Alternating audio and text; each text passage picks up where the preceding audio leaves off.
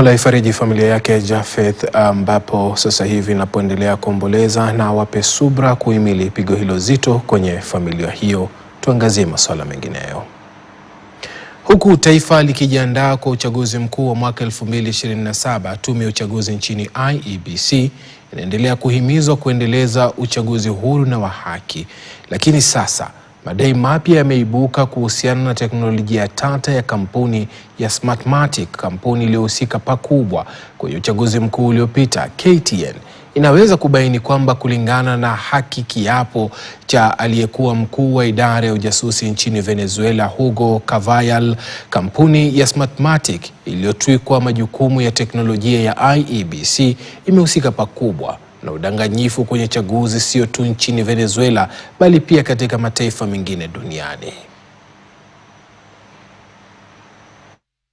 Marekani walipomzuilia Nicolas Maduro na mkewe katika boma moja jijini Caracas, rais huyo wa Venezuela alifikishwa mbele ya mahakama ya Manhattan mjini New York, ambako alikana mashtaka yote yaliyowasilishwa dhidi yake na serikali ya Marekani.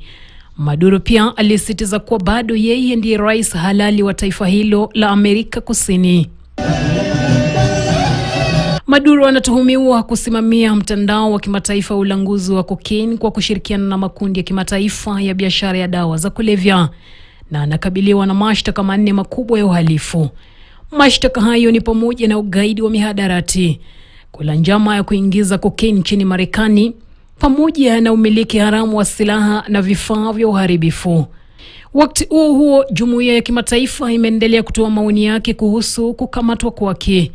Nchini Venezuela, makamu wa rais aliapishwa kuchukua madaraka, akiahidi kulinda mamlaka na uhuru wa taifa hilo.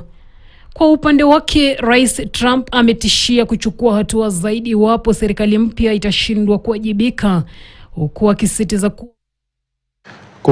kumradhi kwa taarifa ambayo tumepeperusha